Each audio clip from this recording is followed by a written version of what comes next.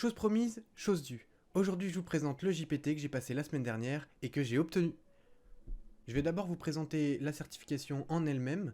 Je vais ensuite passer à comment je me suis entraîné pour pouvoir l'obtenir. Je vais vous expliquer le passage de cette certification et je vais terminer sur mes conseils pour pouvoir la passer le plus simplement possible. Alors je vous laisse attraper quelque chose à boire, vous installer confortablement car vous êtes sur la chaîne de Sipsemic.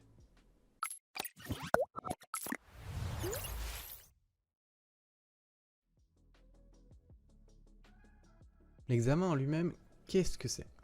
Alors du coup, la certification EJPT, donc c'est la E-Learn Security Junior Penetration Tester, c'est un titre de débutant en cybersécurité axé sur le pentest. Elle permet du coup aux professionnels de la cybersécurité d'acquérir des compétences fondamentales dans le domaine du pentest. L'avantage de cette certif, c'est qu'elle est vraiment l'ouverture au monde de la cyber et au monde des certifs pour ceux qui veulent passer le côté pentest. La certif en elle-même, c'est une entrée sur le monde de la certif au niveau du pentest. Ce que je veux dire par là, c'est que c'est pas le grand waouh au niveau des employeurs, ça donnera toujours un plus sur le CV. C'est une certif qui est assez simple à passer, surtout quand on a les compétences de base en pentest. Du coup, c'est un de ses grands avantages. Ça donne du coup un petit plus sur le CV. Plusieurs compétences seront requises. Déjà, pas mal de méthodologies.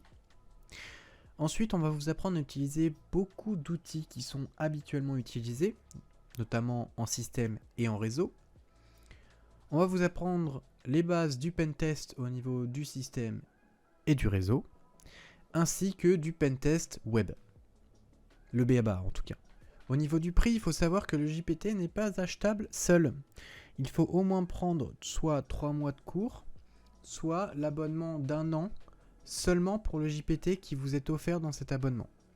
Personnellement, avec le Black Friday, j'ai pris l'abonnement qui me permettait d'avoir 1 an de l'ensemble des cours INE, ainsi que la certification EJPT et la certification EWPT que je passerai un peu plus tard dans l'année prochaine. Il faut savoir que l'examen fait 35 questions, que vous avez 48 heures pour le réaliser, et qu'il faut avoir en tout, sur 4 grands thèmes, 70% partout. C'est-à-dire qu'il faudra avoir au moins 70% de bonnes réponses. Mais si par exemple, vous avez 90% au niveau de la méthodologie, 100% au niveau du pentest, mais que vous avez que 60% au niveau du pentest web, eh ben, vous n'aurez pas votre JPT. Il faut au moins avoir 70% dans chaque grand thème. Pour la préparation à l'examen, vous allez voir que vous allez devoir avoir pas mal de compétences à acquérir. À ce moment-là, 3 cas de figure. Le premier, vous avez déjà fait du Hack the Box et du Try Hack Me, c'est la situation dans laquelle je suis actuellement. Et du coup, vous allez juste regarder les vidéos de INE et prendre ce que vous ne savez pas. C'est-à-dire que je les ai toutes regardées très rapidement et je suis resté sur les vidéos qui m'apprenaient davantage sur les techniques sur lesquelles j'étais pas très à l'aise. Donc du coup, c'est la bonne chose. Ici, vous allez gagner beaucoup de temps, vous n'allez pas devoir passer sur l'ensemble des heures de vidéo, mais vous allez aller très vite dans votre préparation.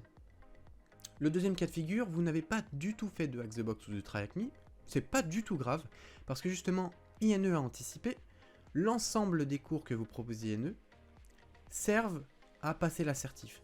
Il n'y a pas une seule chose dans la certif qui n'est pas dans le cours. Vous n'allez pas devoir aller piocher à droite et à gauche les informations pour pouvoir passer votre certif. Et ça, c'est un très très bon point. La dernière situation, c'est celle que je vous recommande. Vous ne faites pas les choses rapidement, c'est-à-dire que vous ne vous donnez pas une date rapide pour pouvoir passer le JPT. Vous la préparez tranquillement.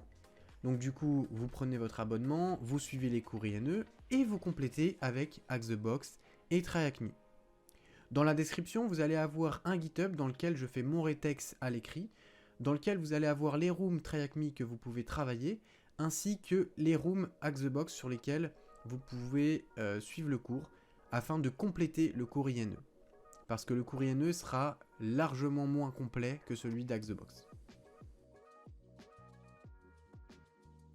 Le passage en lui-même. Déjà, vous avez 48 heures. Et 48 heures par expérience, c'est large. Franchement, personnellement, je l'ai fait en 8 heures, mais parce que j'ai pas pris de pause, parce que j'ai avancé assez vite, et parce que j'étais aussi pas du tout fatigué. En fait, je l'ai fait de nuit. Pour tout vous dire, j'ai commencé à 20 heures, un vendredi soir, et j'ai terminé du coup sur les coups de 4h30, quelque chose comme ça, le samedi. Pour les petites infos que je peux vous donner, évidemment, je peux pas vous leak. Tout d'abord, ça va être un QCM. C'est un QCM à tiroir, donc c'est-à-dire que vous avez besoin de la première question pour pouvoir faire la deuxième, le plus facilement possible. Vous pouvez faire la deuxième question, évidemment, sans la première, mais généralement, ça vous aide d'avoir la première question. Voilà. La difficulté de cet examen réside surtout dans le fait que il va vous arriver d'avoir plusieurs réponses possibles. Quand je dis plusieurs réponses possibles, ce n'est pas du tout le QCM qui le demande. C'est-à-dire que le QCM en lui-même, vous allez pouvoir répondre par qu'une seule réponse. Cependant, vous allez être dans le cas où, si vous faites mal les choses, vous allez pouvoir répondre à côté, alors que vous avez bien trouvé la réponse dans ce que vous avez fait. Là, c'est pas un exemple concret que je vais vous donner, mais si par exemple on vous demande sur une machine combien il y a de services qui tournent sur cette machine, vous allez par exemple avoir 5, 6 ou 7 ou 8, voilà. Et ben, vous pouvez arriver dans une situation où vous avez mal fait votre headmap ou n'importe quel scan que vous pourrez faire, et vous allez trouver par exemple qu'il n'y a que 5 services qui sont ouverts. Cependant, en fait, il y en avait 6. Il faut bien faire son énumération. Je vais passer maintenant du coup à mes conseils. Voilà, ça peut toujours servir. Vous les prenez ou vous les prenez pas, c'est histoire de vous donner le plus de conseils possible pour pouvoir passer l'assertif. Tout d'abord, le premier conseil que je peux vous faire, c'est que quand vous lancez votre examen, soyez sûr d'avoir vos 48 heures de libre. Personnellement, j'étais un peu dans le rush, parce que du coup, j'avais des choses à faire ce week-end-là. Mais ayez quand même vos 48 heures de libre. Deuxième chose, allez-y avec confiance. Vous savez ce que vous valez, vous savez exactement ce que vous avez appris durant les cours INE ou durant les cours Axe the Box et Try Avec Me que vous avez complété. Donc allez-y, franchement, avec confiance. Le troisième conseil que je peux vous donner, c'est lisez les questions une fois que vous avez lancé le lab. En fait, si vous voulez, l'assertif, en soi, elle est comme les labs que vous allez pouvoir passer pendant l'ensemble de l'apprentissage.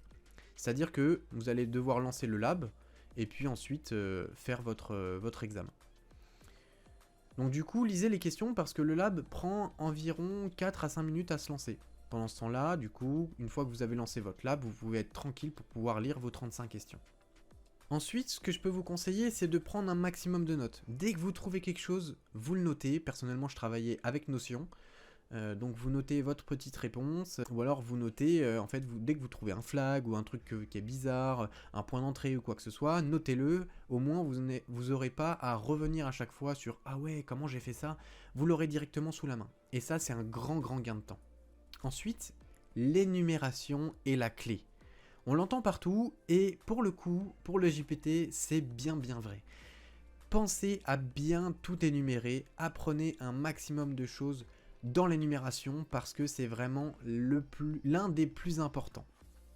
Dans les cours INE, ensuite, on va vous apprendre à utiliser beaucoup, ou du moins pas mal d'outils. Apprenez à bien les utiliser. Il y en a quelques-uns que vous n'allez pas forcément utiliser pendant votre JPT.